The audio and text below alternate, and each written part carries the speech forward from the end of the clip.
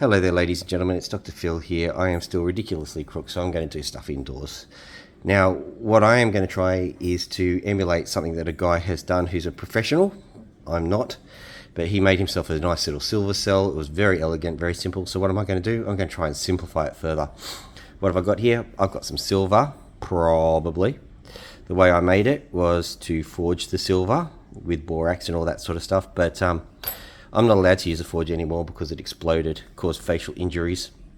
Yeah, don't worry about me, I'm perfectly fine. But so I'm deciding to, do things safer, so I'm going to mess with electricity. Okay, so we've got 3 grams of assumed silver here. So I'll just put that down. Now we have a pot here, and I've got a very obviously safe setup sorted out here. I've got a cable which is attached to the pot. I've got the basket here. And so basically what I'm going to do is going over to here, grabbing this wire here. I'm just going to wrap it round the piece of silver that we've got here. So, like so.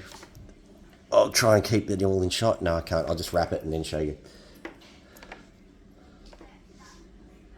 All I'm interested in is making sure that it works. All I want it to do is to work. So what I've got here is I've got the silver wrapped around the copper wire. Now I've got to make sure that this copper wire does not contact the other side of the bowl, which will be live. And whilst we're talking about a live bowl, I'm going to stick it in this bucket so that nobody gets electrocuted, even though it's going to be attached to a transformer. Not even I would be stupid enough to use an AC power supply for all of this. But essentially the concept is this goes into the bucket. Now the other thing about it is that they use a variety of really, really exotic chemicals. And I don't have the exotic chemicals around, but what I do have is white vinegar, right?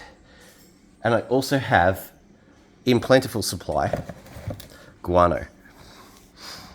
If you want to know what guano is, you really don't. Essentially, it's what we used to make our nitrogen from before we came up with better ideas. Why I'm resorting to this one is because I have a plentiful supply of guano from my birds. Yes, it's... okay, fine, it's bird poo. So what the generalized concept is here, and I'll probably just start it all up. I will get my guano and my vinegar, and I will mix it together in the hope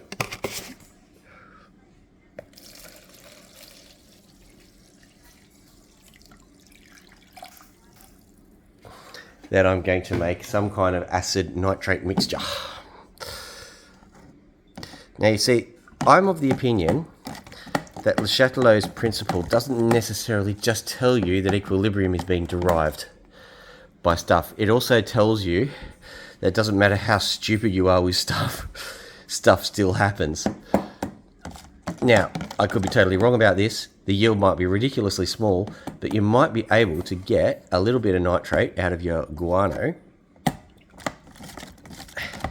And from that nitrate, you'll probably be able to make silver nitrate. And from that silver nitrate, you might be able to electrolyze silver. So we'll see how that goes. So I'll just tip this in here. Now, basically, this is just random, mostly silver junk. Now I've got my guano and vinegar mixture.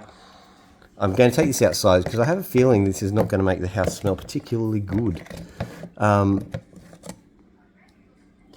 now I'm going to apply an electrical current to it, and that will be what you'll see in the shorts.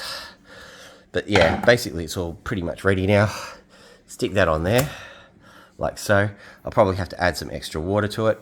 And then I will get my electrode and somehow suspend it so that we don't contact anything, because contacting would be bad.